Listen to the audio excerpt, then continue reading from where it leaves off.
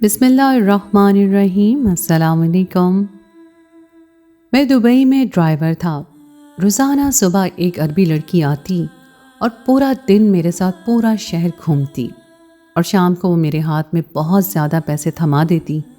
مجھے کہتی میں جس دن نہ آؤں اس دن میرے گھر سے آ کر مجھے لے جانا۔ ایک دن وہ نہ آئی اور میں اس کو لینے اس کے گھر پہنچ گیا۔ گھر گیا تو یہ دیکھ کر میرے قدموں سے زمین نکل گئی جب اس عربی لڑکی نے میرے ساتھ میں دبئی میں ایک ڈرائیور کی نوکری کرتا تھا، وہاں کرائے کی ٹیکسی چلاتا تھا، اور ٹیکسی کا مالک مجھ سے روز کے 500 درہم لیتا اور کہتا اوپر تم جو کماؤ وہ تمہارا، لیکن پورے دن میں میرے پاس بس 100 یا 200 درہم ہی بچتے تھے۔ پورے دن میں مجھے زیادہ سواریاں نہیں ملتی تھیں۔ ان دنوں میں بہت پریشان تھا جب ایک دن ایک نوجوان لڑکی میری ٹیکسی میں آ کر بیٹھ گئی۔ اس نے جینز اور ٹی شرٹ پہن رکھی تھی، شولڈر تک کٹے ہوئے بال بھی کھلے ہوئے تھے۔ اپنے رنگ اور لہجے سے وہ عربی لگ رہی تھی، لیکن چہرے سے کچھ بدحواس بھی لگ رہی تھی۔ وہ کچھ دن میری گاڑی میں بالکل خاموشی سے بیٹھی رہی، اور میں اس کے انتظار میں تھا کہ وہ مجھے خود بتائے کہ اسے کہاں جانا ہے۔ لیکن جب وہ چپ تھی میں نے خود ہی اس سے سوال پوچھ لیا کہ آپ کو جانا کہاں ہے، کیونکہ میں پچھلے 5 منٹ سے اس کے بولنے کا انتظار کر رہا تھا۔ وہ میری بات سن کر یوں چونک گئی جیسے کسی گہری سوچ سے باہر آئی ہو۔ مجھے خالی خالی آنکھوں سے دیکھ کر کہنے لگی مجھے یہاں کے ساحل سمندر پر لے جاؤ۔ نہ جانے مجھے یہ کیوں لگا کہ جیسے اس کی آواز میں نمی سی گھلی ہوئی، اس کی آواز پرنم سی تھی جیسے رونے کے بعد ہوتی ہے، لیکن چہرے پر ایسا کوئی شائبہ تک نہیں تھا۔ اس کی آنکھوں میں نمی بالکل نہیں تھی، لیکن یاسیت سی تھی۔ اداس سی آنکھیں تھیں اس کی، مگر چہرہ بالکل بے تاثر تھا۔ میں نے گاڑی دبئی کے ساحل سمندر کی طرف بڑھا دی۔ دسمبر کا مہینہ تھا، دبئی میں ٹھنڈ کافی بڑھ چکی تھی، لیکن وہ لڑکی بنا جیکٹ اور سویٹر کے ہی بیٹھی ہوئی تھی۔ میں نے گاڑی ساحل سمندر پر لے جا کر کھڑی کر دی۔ وہ لڑکی اب بھی کسی گہری سوچ میں ڈوبی ہوئی تھی۔ میں نے گاڑی کا ہارن دیکھ کر اسے متوجہ کرنا چاہا۔ وہ سمندر کی طرف دیکھ کر نیچے اتر گئی۔ مجھے لگا اب وہ مجھ سے کرائے کا پوچھے گی، لیکن وہ تو بڑی عجیب لڑکی تھی۔ گاڑی سے نیچے اتر کر بڑی بے نیازی سے سمندر کی جانب چل پڑی۔ میں اس کے پاس آ گیا۔ میں نے کہا کہ بات سنیں، مجھے میرا کرایہ دیں تاکہ میں جاؤں۔ میری بات پر اس نے بس ایک اچھٹتی نظر مجھ پر ڈالی اور کہنے لگی میرا انتظار کرو، مجھے تمہارے ساتھ اور بھی کہیں جانا ہے، میں تمہیں کرایہ دے دوں گی۔ یہ کہہ کر وہ سمندر میں چلی گئی اور میں وہیں کھڑا رہا۔ یہ عجیب لڑکی ہے، ایک تو پہلے ہی پورا دن سواری نہیں ملی تھی، اس پر یہ لڑکی میرا وقت ضائع کر رہی تھی۔ مجھے وہ اس 1 گھنٹے کا انتظار کہہ کر چلی گئی۔ میں پہلے ہی مالی طور پر بہت پریشان تھا۔ میں نے جیب سے سگریٹ نکالی اور خود بھی سمندر کے کنارے کھڑا ہو گیا۔ سمندر کی آتی جاتی لہروں کو دیکھنے لگا۔ میری 2 بہنیں تھیں جن کی شادی کی عمر تھی، اور میں ہر مہینے ان کے لیے پیسے بھیجتا تھا۔ والدہ کا جب فون آتا بہن کے سسرال والوں کی نئی سے نئی فرمائشیں سننے کو ملتی تھی۔ میں انہی سوچوں میں گم تھا۔ سرد ہوا کے جھونکے نے مجھے سویٹر پہننے پر مجبور کر دیا۔ پھر مجھے اس لڑکی کا خیال آنے لگا کہ وہ تو ہاف سلیوز شرٹ میں یوں تھی جیسے گرمیوں کا موسم ہو۔ صبح 10 بجے کا وقت تھا، اس لیے سمندر پر زیادہ رش بھی نہ ہونے کے برابر تھا۔ میں نے چاروں طرف نظر دوڑائی تو وہ لڑکی مجھے ایک نوجوان کے ساتھ بات کرتی ہوئی نظر آئی۔ وہ مجھ سے کافی فاصلے پر تھی، اس لیے ان کے بیچ میں کیا باتیں ہو رہی تھیں یہ تو میں نہیں جانتا تھا، لیکن دیکھنے میں لگ رہا تھا کہ دونوں کے بیچ کسی بات پر بحث ہو رہی ہے۔ وہ لڑکی اپنی آنسو بھی صاف کر رہی تھی اور اس لڑکے سے بحث بھی کر رہی تھی۔ وہ لڑکا بھی اس سے دوبارہ بات کر رہا تھا۔ وہ لڑکی 21-22 سال کی تھی اور لڑکا بھی زیادہ بڑا نہیں تھا، 24 کا لگ رہا تھا دیکھنے سے۔ تو مجھے لگ رہا تھا کہ جیسے ان کا بریک اپ ہوا ہو، دونوں girl friend and boy friend ہوں۔ لیکن مجھے اپنی سوچ اس وقت بدلنی پڑی جب وہ لڑکی اسی نوجوان کے ساتھ چل پڑی اور سامنے کھڑی اس کی گاڑی میں بیٹھ گئی۔ گاڑی کے شیشوں پر کالے رنگ کے کور لگے ہوئے تھے۔ جو بات مجھے شرم سے پانی پانی کر گئی وہ یہ تھی کہ وہ دونوں ہی گاڑی کی پچھلی نشست پر بیٹھے تھے۔ گاڑی کے دروازے بند ہو چکے تھے، لیکن گاڑی وہیں کھڑی تھی۔ ایسا منظر دیکھ کر میرے ذہن میں بھی وہی خیالات آنے لگے جو کسی بھی شخص کے ذہن میں انہیں دیکھ کر آ سکتے تھے۔ میں نے اپنی نظریں بدل لیں۔ مجھے اگلے ہی پل اس لڑکی سے نفرت سی محسوس ہوئی تھی۔ میں نے سگریٹ کا گہرا کش لیا اور باقی کا سگریٹ وہیں سمندر میں پھینک کر واپس اپنی گاڑی میں آ کر بیٹھ گیا۔ مجھے خود پر بھی غصہ آنے لگا تھا کہ میں کیوں خواہ اس کا انتظار کر رہا ہوں. مجھے صاف انکار کر کے اپنے پیسے لے کر چلے جانا چاہیے تھا. پہلے تو میں نے سوچا چلو چھوڑو پیسوں کو واپس چلا جاتا ہوں، لیکن پھر خیال آیا کہ اتنا پیٹرول لگ چکا ہے، شام کو مالک کو پیسے دینے کے بعد تو میرے پاس شاید روٹی کے پیسے بھی نہ بچتے. غریب بندہ سب سے پہلے یہی سوچتا ہے. میں نے گھڑی دیکھی تو 1 گھنٹہ بیت چکا تھا. میں سوچنا نہیں چاہ رہا تھا، لیکن پھر بھی میری سوچ اس لڑکی کی جانب مبذول ہونے لگی. 1.5 گھنٹے بعد وہ لڑکی آئی تھی، لیکن وہ بہت مزمل سی تھی. اس کے قدم بھی چلتے ہوئے لڑکھڑا رہے تھے. میں ایک پل سے زیادہ اسے نہیں دیکھ پایا. میں تنفر سے اپنا رخ بدل چکا تھا. وہ گاڑی کی پچھلی نشست پر آ کر بیٹھ گئی اور آنکھیں بند کر لیں.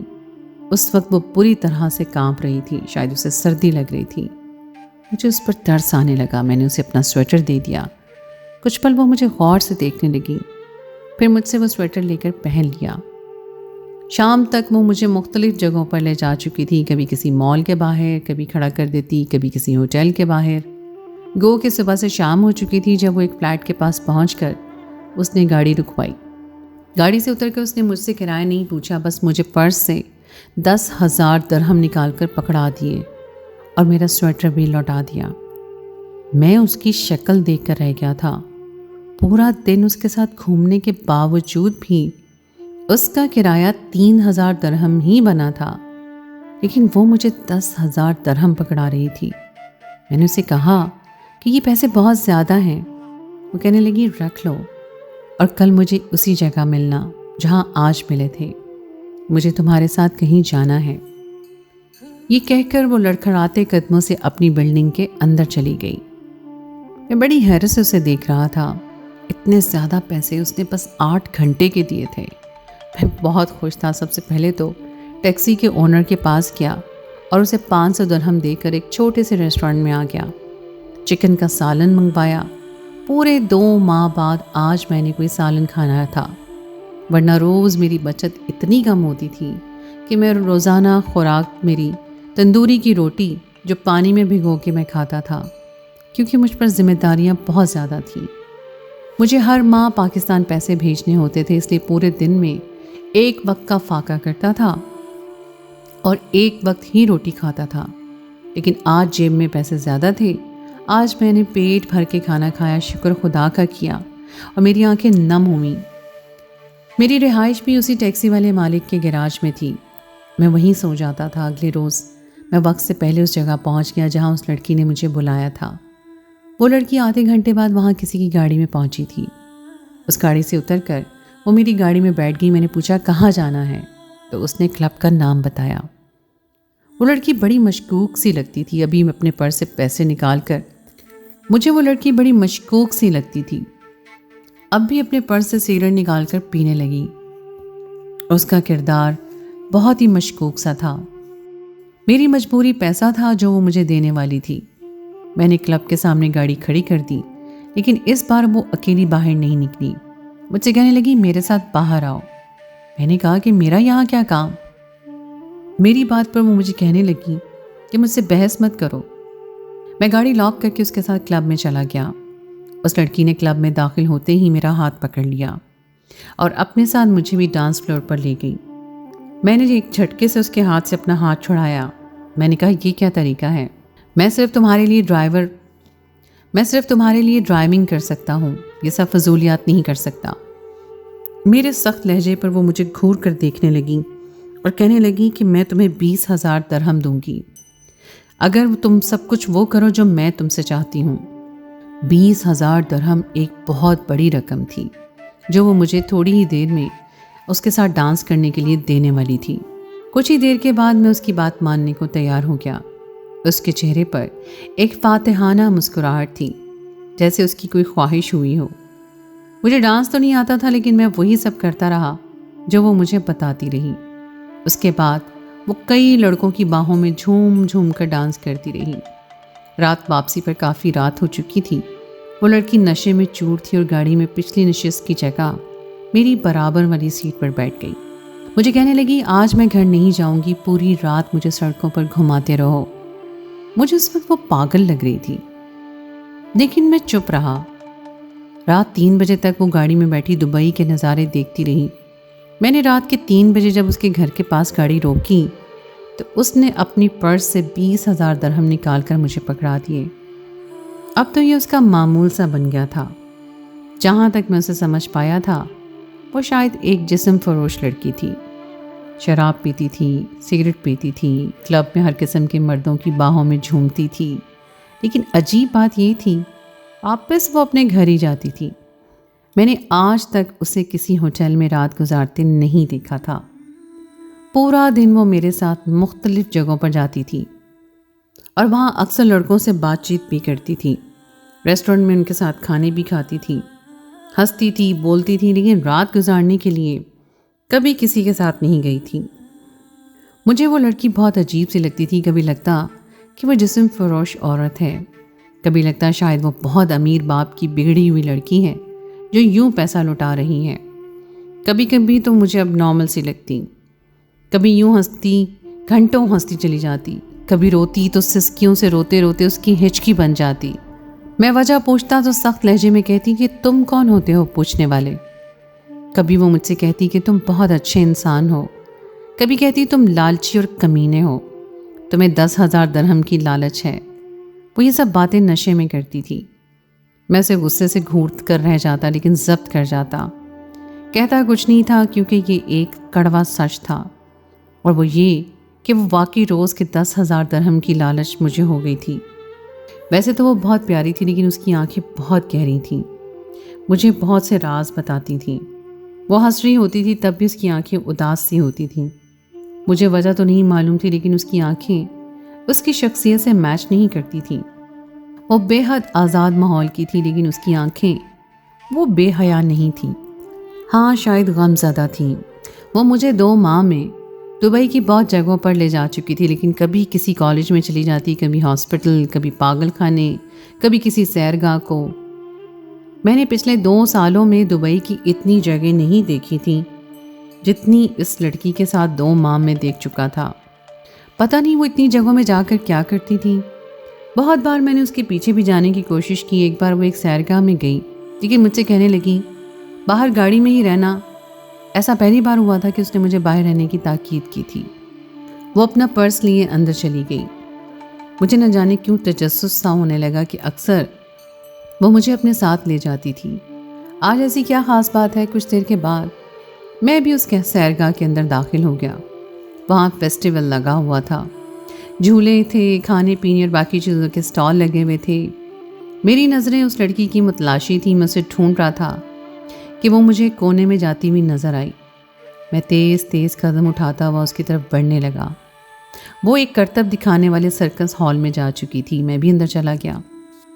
وہ کسی مرد کو اشارہ کر رہی تھی، پھر اس مرد نے اس سے سرکس کے اندر بنے ایک کمرے کی طرف جانے کا اشارہ کیا اور وہ وہیں جانے لگی۔ وہ شخص بھی اسی کے پیچھے وہیں چل پڑا۔ میں بہت محتاط انداز سے وہاں پہنچا تھا جب اس لڑکی نے اپنے پرس سے نکال کر ایک چھوٹا سا ڈبہ اسے پکڑایا تھا، اور بدلے میں اس شخص نے اسے پیسے دیے تھے اور اسے کہنے لگا کہ اسی مہینے کی 10 تاریخ کو ہمارا پلان کامیاب ہو جائے گا۔ وہ شخص بڑا خوشی سے کہہ رہا تھا اور وہ لڑکی ابھی بھی بے تاثر تھی۔ میں واپس پلٹ گیا اور تیزی سے باہر نکلنے لگا تاکہ اس لڑکی کو شک نہ ہو جائے کہ میں اس کا پیچھا کر رہا تھا۔ رش بہت زیادہ تھا۔ میں جلدی جلدی لوگوں کی بھیڑ کو ہٹاتے ہوئے باہر نکلا۔ اپنی گاڑی کے پاس پہنچ کر میری جان ہی نکل گئی تھی۔ وہ لڑکی گاڑی سے ٹیک لگائے ہاتھ باندھے کھڑی تھی اور مجھے کینہ توڑ نظروں سے دیکھ رہی تھی۔ میرا دل تو اچھل کر حلق میں آ گیا تھا۔ پھر میں نے سوچا کہہ دوں کہ جوس پینے گیا تھا۔ میں جیسے اس کے پاس پہنچا اور اسے بہانہ بنانے کے لیے لب کھولے ہی تھے کہ مجھ سے کہنے لگی کہ میرا پیچھا کیوں کر رہے تھے؟ تم سے کہا تھا نا میرے پیچھے مت آنا۔ اس کا لہجہ سخت تھا۔ میں پریشان سا ہو گیا کہ اسے اس بات کی کیسے خبر ہوئی۔ میں نے کہا نہیں، میں تو جوس پینے گیا تھا۔ وہ کہنے لگی جھوٹ مت بولو، یہ مت سمجھنا کہ مجھے تمہارے عمل کی خبر نہیں ہوگی، آئندہ میرا پیچھا مت کرنا۔ وہ غصے سے یہ کہہ کر گاڑی میں بیٹھ گئی۔ اس کے بعد تو میں نے احتیاط کرنا شروع کر دی۔ ایک بار وہ کلب سے واپس آتے ہوئے مجھے بڑے غور سے دیکھ رہی تھی۔ مجھے اس کی آنکھوں میں الجھن سی محسوس ہو رہی تھی۔ میں نے 2-3 بار اسے دیکھا کہ شاید وہ مجھ سے نظریں ہٹا لے، لیکن وہ ٹکٹکی باندھے مجھے دیکھ رہی تھی۔ پھر جو بات اس نے مجھ سے کہی، میں ششدر سا رہ گیا تھا۔ کہنے لگی मुझसे शादी करोगे? मैंने ये सुनते ही गाड़ी को बड़ी ज़ोर की ब्रेक लगाई थी और ये अमल मुझसे बेसाख्ता सरअंजाम हुआ था। एक ज़ोरदार झटका मुझे लगा उस लड़की की बात सुनकर और एक झटका मेरी गाड़ी को। शुक्र है गाड़ी रोड पर नहीं थी। वो मुझसे कहने लगी कि क्या हुआ है, मैं तुम्हें पसंद नहीं हूँ। वो नशे में चूर थी, इसलिए उसकी हर बात मेरे लिए बेमायनी थी। लेकिन शादी की बात कुछ ऐसी थी, ये जानते हुए भी कि वो नशे में बोल रही है, मुझे फिर भी झटका लगा था। पहली बार मेरी नज़र उस पर किसी और ही अंदाज से उठी थी। उसका शुमार हसीन लड़कियों में होता था। रंगत उसकी सफ़ेद थी और आंखें खिलती ब्राउन। उम्र भी इतनी नहीं थी, बज़ाहिर उसमें कोई ऐब नहीं था, लेकिन उसके किरदार वो मेरे लिए एक पहेली था। लेकिन जितना मेरी समझ में आया था, वो नशा करती थी, क्लबों में जाती थी, लड़कों से बेतकल्लुफ़ थी। मैं भला ऐसी लड़की से शादी कैसे कर सकता था? मैं तो पैसों की मजबूरी में उसकी नौकरी करने पे मजबूर था। लेकिन वो लड़की मुझे देखकर हंसने लगी, कहने लगी, लाखों में तोल दूंगी तुम्हें, सोच लो। अगर हाँ कह दो तो कल ही तुमसे निकाह कर लूँगी। मैंने उसकी किसी भी बात पर कान नहीं धरे थे। उसे उसके घर उतार कर मैं चला गया, लेकिन रात भर मैं उस लड़की के बारे में सोचता रहा। एक बार जो कुछ मेरी आंखों ने देखा, मेरे पैरों तले से ज़मीन निकल गई। वो लड़की अब मुझे बॉडीगार्ड की तरह हर जगह अपने साथ रखती थी। एक बार मुझसे पूछ कर कहने लगी कि अगर मैं तुम्हारे पास मुकर्ररा जगह पर ना आया करूं तो मेरे घर आ जाया करना। एक बार वो मेरे पास नहीं आई तो काफ़ी देर इंतज़ार करने के बाद जब मैं उसके फ्लैट पर पहुंचा तो दरवाज़ा खुला हुआ था। मुझे हैरत हुई कि उसने दरवाज़ा क्यों खोल रखा है। फिर मैंने दस्तक दी, लेकिन अंदर से कोई आवाज़ नहीं आई। मुझे एक गुमान ये गुजरा कि कहीं इस लड़की को किसी ने कोई नुकसान तो नहीं पहुंचा दिया। मैं झिझकते हुए उस फ्लैट में दाखिल हुआ। मुझे उस लड़की की बातों की आवाज़ें आ रही थीं। उसका कमरा बंद था, लेकिन अंदर से उस लड़की के अलावा 2 मर्दों की बातों की आवाज़ें आ रही थीं।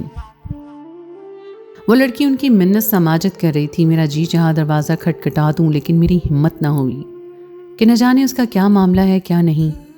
मैंने कान लगाकर बातें सुनने की कोशिश की। वो लड़की जो कह रही थी वो सुनकर मेरे होश उड़ गए। मैं फ़ौरन उस फ्लैट से बाहर निकल गया। गाड़ी चलाते हुए भी मैं पसीने से शराबूर था। मुझ पर घबराहट सी तारी हो चुकी थी। मुझे याद आने लगा कि वो क्यों हर वक्त पूर्णम आवाज़ से बात करती थी, क्यों नशे में बेतहाशा रोती थी। उसकी आंखें किसी गम की दास्तान सुनाती नजर आती थी और वो खुद हंसती मुस्कुराती रहती थी। मैं हद दर्जा परेशान था। वो लड़की कैसे ये सब कर सकती थी? मैं सोच रहा था कि उसे इस काम से रोक दूं, लेकिन फिर मैंने ये सोचा कि वो मेरी बात क्यों मानेगी। फिर वो रो क्यों रही थी? उसकी क्या मजबूरी थी? या वो भी पैसे के लालच में इतना बड़ा कदम उठा रही थी? मेरा सर चकरा रहा था। मुझे समझ नहीं आ रहा था कि मैं क्या करूं क्या ना करूं। 1 घंटे के बाद खुद ही नीचे उतर आई। मैं उसे देखकर हैरत में आ गया। उसके चेहरे को देखकर बिल्कुल ये नहीं लग रहा था कि कुछ देर पहले वो रोई हो। मुझे उसने होटल जाने के लिए कहा था। कल 10 तारीख थी, मेरे पास बस 1 दिन था। मुझे जो करना था आज ही करना था। मैं उसे साहिल समंदर से ले गया। वो देखकर हैरान लगी, कहने लगी कि तुम मुझे कहाँ ले आए हो? मैंने तुम्हें कहा कि मुझे होटल जाना है, मेरे पास वक्त नहीं है। मैं जहाँ उसे लाया था उसे वहाँ नहीं, जहाँ उसे लाया उस वक्त वहाँ कोई नहीं था। मैंने कहा मैं तुम्हारे घर आया तो तुम्हारी सारी बातें सुन चुका हूँ।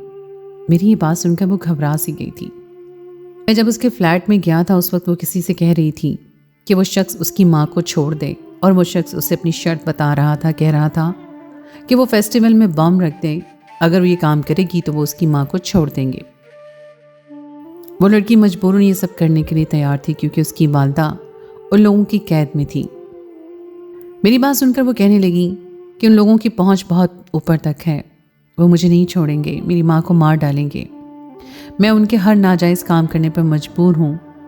वो लोग मुझसे नशे के सिगरेट बेचने का कहते हैं, कभी कॉलेज में, कभी हॉस्पिटल में, कभी नौजवान लड़कों में, और कल अगर मैंने इस फेस्टिवल में बम ना रखा तो वो लोग मेरी वालदा को मार डालेंगे। मैंने कहा फेस्टिवल में कितने बेगुनाह लोग मारे जाएंगे, तुमने ये नहीं सोचा? वो कहने लगी मैं इनकार कर दूं तो वो मेरी माँ को मार देंगे। और वो रोते हुए कहने लगी, मैंने कहा तुम पुलिस से मदद मांग लो। कहने लगी हरगिज़ भी नहीं, वो लोग बहुत ख़तरनाक हैं, तो मुझे मेरे हाल पर छोड़ दो, मुझे हर हाल में अपनी माँ को बचाना है, मुझे वापस होटल छोड़ कर आओ। मैंने उसे बहुत समझाना चाहा लेकिन वो नहीं मानी। मैंने उसे वापस होटल उतार दिया। इस बार उसने मुझसे कहा कि मैं वापस चला जाऊं और मुझे बहुत से दरहम देने चाहे। मैंने वो दरहम उससे नहीं लिए और वहाँ से चला गया। मैंने पुलिस स्टेशन में जाकर सारी बात पुलिस वालों को बता दी।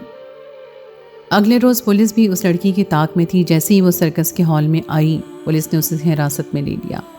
उसका पूरा ग्रोह पकड़ा गया था। उस लड़की की सारी सच्चाई उन पुलिस वालों को बता दी। पुलिस ने उसकी वालदा को भी उनकी हिरासत से आज़ाद करवा लिया।